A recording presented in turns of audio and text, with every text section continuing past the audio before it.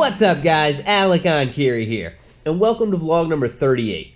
In this session, we're back around to doubles on the strict press, along with some moderately heavy pause dips.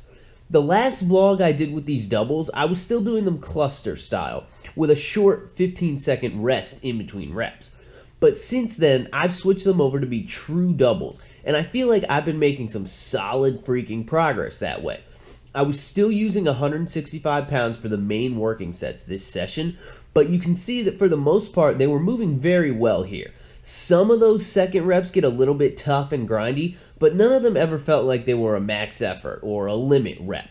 And so I actually ended up doing 10 doubles with 165, which is the maximum amount of sets I'm ever supposed to do during this session. And by the time I got there, the reps felt so smooth and easy, I decided to throw 5 more pounds onto the bar and knock out one extra double just to see how it felt and to hit a small 2-rep PR. That set also ended up being very smooth, which you guys will see in just a minute. And honestly, there's definitely more in the tank as far as my 2-rep max goes. So I might try to push that a little bit harder over these next few weeks and see if I can bump it up a little bit more.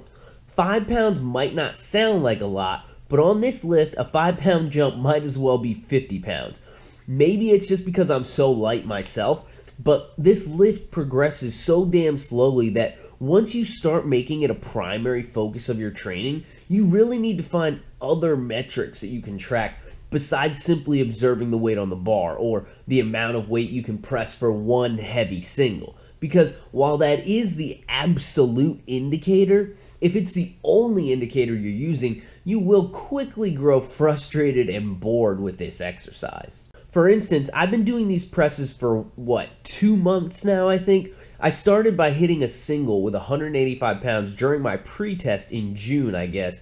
And the other day, I decided to push my heavy single session a little bit beyond the prescribed numbers, which I kind of wish I hadn't done because, frankly, I wasn't feeling 100% that day, but that's really no excuse. Anyway, I ended up hitting a tough single with 190 pounds, which, after all this work I've put in, is only 5 pounds more than what I started with. I was kind of bummed I couldn't take a crack at 195, and even more bummed that I'm still so far away from 200, but the fact is, right before I did the 190, I pretty much smoked 185. Whereas when I started these, I barely grinded it out.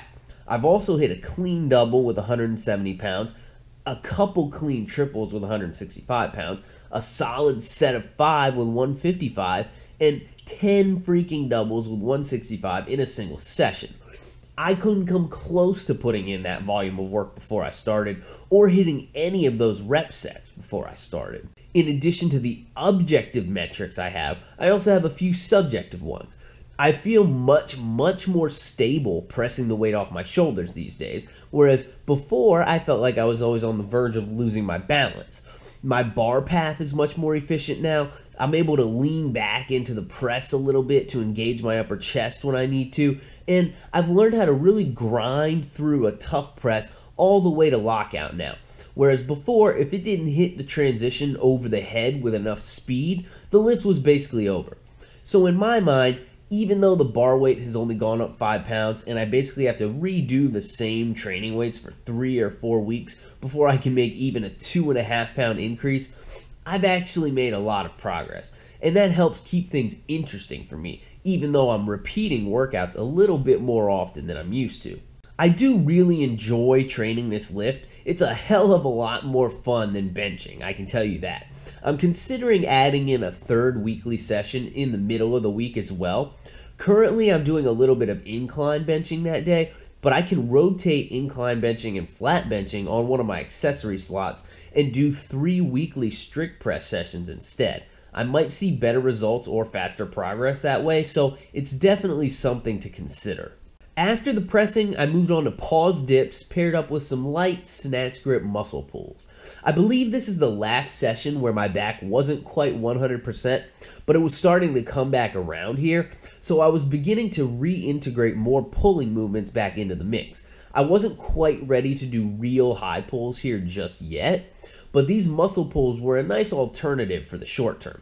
The focus is just on minimal hip action and pulling the bar up to the nipple line using mostly deltoid and upper back action. For the dips, I'm up to 120 pounds and still knocking out 5 sets of 3 with a short pause on every rep. These are still feeling good. I ran into a few tough third reps this session, but overall they're moving well, and there's still a little bit of room left to increase here before I have to change things up. I almost prefer doing these with a pause now, even if it's just a brief one, because of how much it helps me to really hammer the form in. It just creates a much smoother and more efficient line than when you're trying to bounce your way out of the hole. I've heard people refer to dips as shoulder killers, but I have a feeling these people are either going way too deep or trying to rebound off their rotator cuffs like they're a goddamn trampoline. If they learned how to control the movement and paused in the bottom instead of springing out of it, I highly doubt they would have any problems with them.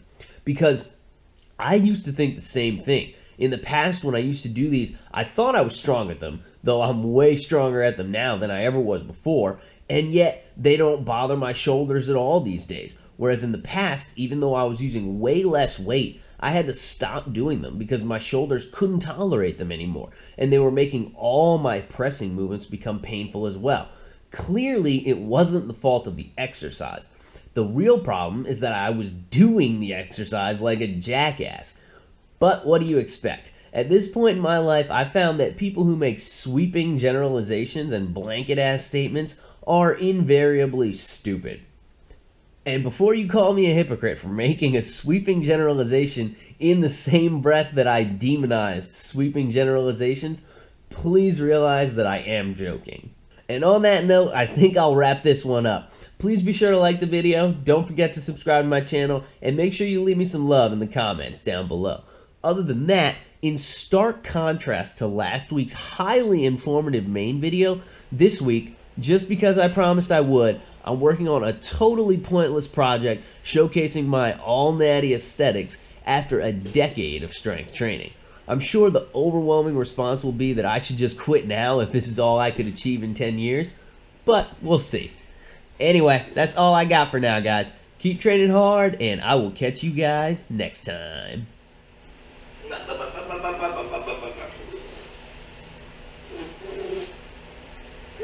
ha.